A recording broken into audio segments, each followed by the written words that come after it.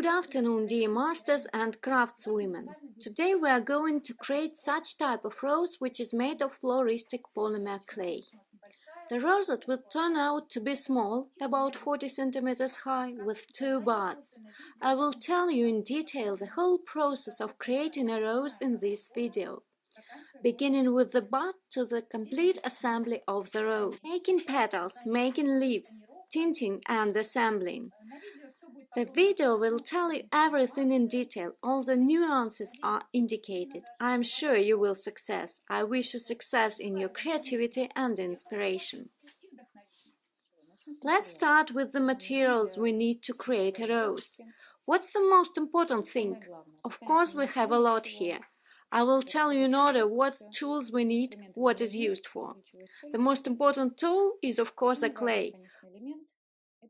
We have floral clay, so-called porcelain.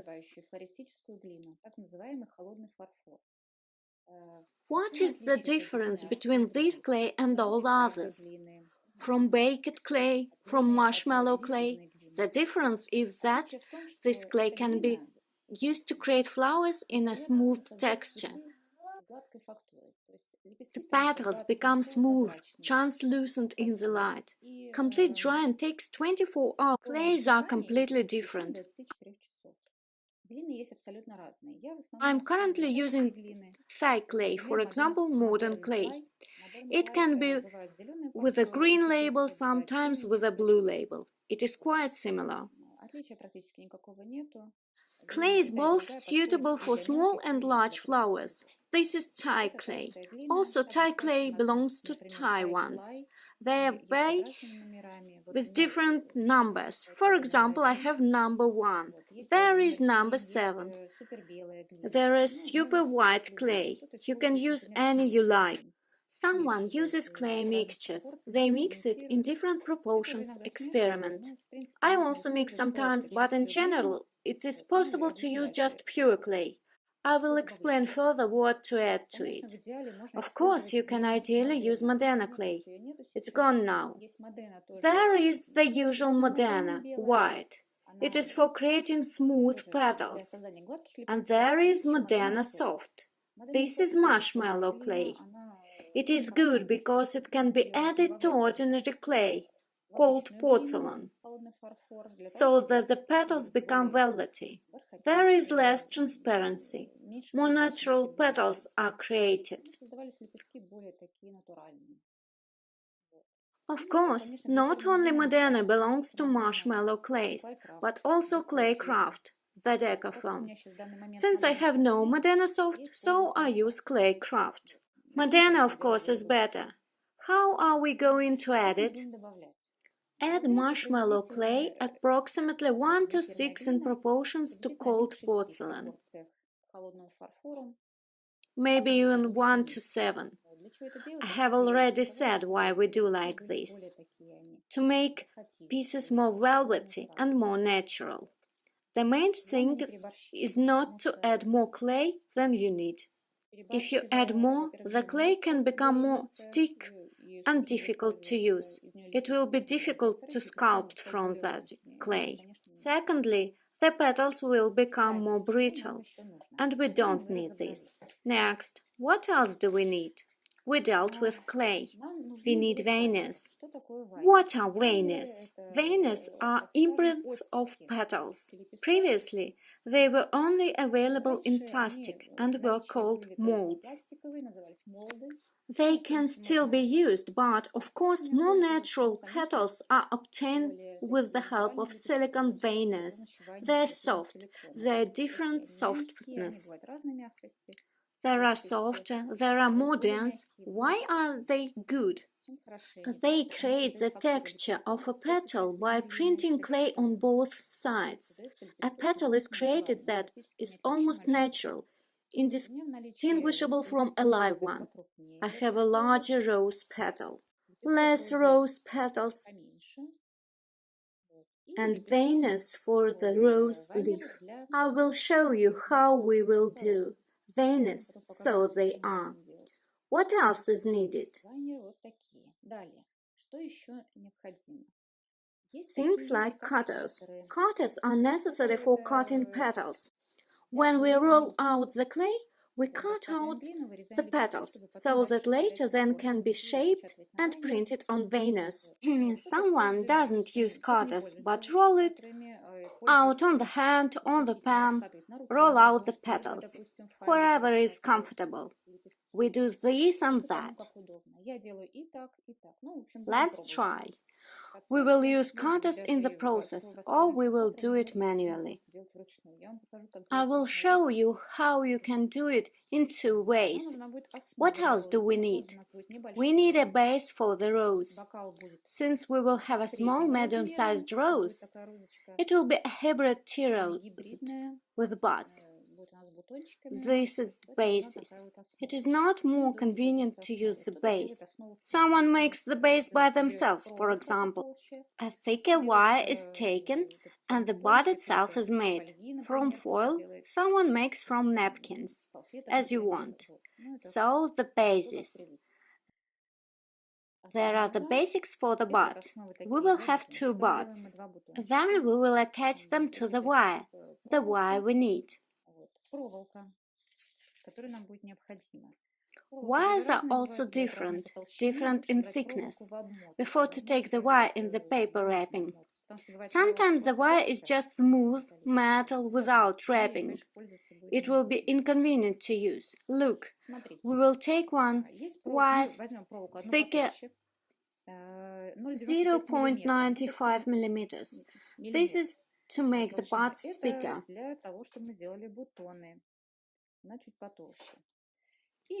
And few will use 0.55 millimeters for leaves. It is thinner, more flexible and will be more convenient for us to use. This is why we still need stacks. What are stacks? Metal stacks with which we will roll petals. I'll show you how to do it later. This is the main stack. It is medium thickness. There are thinner stacks such as this one. I don't know if we need such. 2 stacks.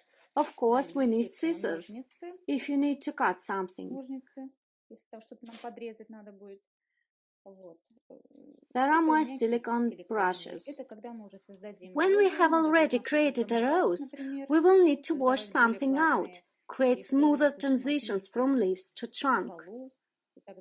We will use silicone brushes. They are soft, and when we wash it with water, they will be very useful to us. It is simply impossible to crawl with your fingers somewhere, so brushes will be needed. These are the tinting brushes. Next, I will show you how we will tone. We also need oil paints. Why oil paints? It's better to paint clay with it. Someone paints with dry food colors, but it's better, of course, with oil paints. But there are acrylic paints. To tell the truth, I wouldn't advise them to use it, because acrylic paints mixed into the clay give fragility to the clay. Clay dries faster, which is inconvenient. What kind of paint will we use? First, white zinc paint for mixing in clay for creating petals. So that the petals are not completely transparent, not gray, we need white zinc paint. There is white, not only zinc but also titanium. Titanium ones take away the transparency completely. The petals will be like plastic. We don't need that either. We need them to be beautiful and alive. Therefore, zinc white gives whiteness, but retains the transparency of the petals. Further, you need yellow, red carmine. This is for tinting. I'll show you it when we tint the leaves. You will also need Veridon green and herbal green paint for the leaves.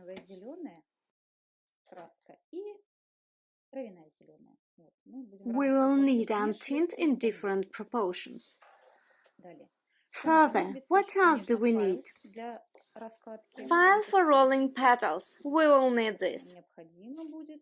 Latex glue. Better to use latex glue. It holds its shape well and adheres it.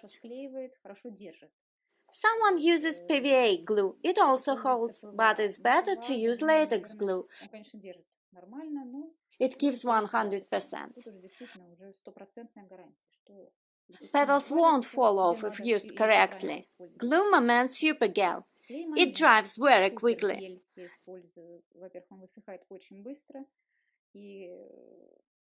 If you stick the petals which are completely dry, the latex adhesive will not help. It will take a long time to hold, grasping poorly. We glue only dry petals. I am using a permanent. What petals can be glued with latex glue? What do we need next? Shape tape. The tape has an adhesive structure while stretching.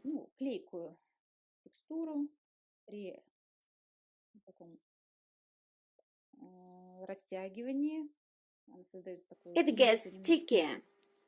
Then I'll show you how to use it. This is so that we can attach the leaves and roots to the trunk. All this will be shown in the process. Here's another thing.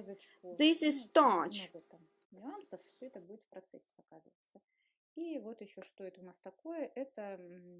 Any potato or cornstarch can be used to keep the petals from sticking. You can use a baby fat cream, but I like to use starch. The petals become more velvety and then perfectly separate from the veneer. Someone will grease veneers with cream, but I will apply starch. And when we add texture to the petals, they will be perfectly removed and velvety texture will be preserved. So, another rolling pin. I have such a rolling pin. I'll roll it out. See how it's all done. We are done with the tools.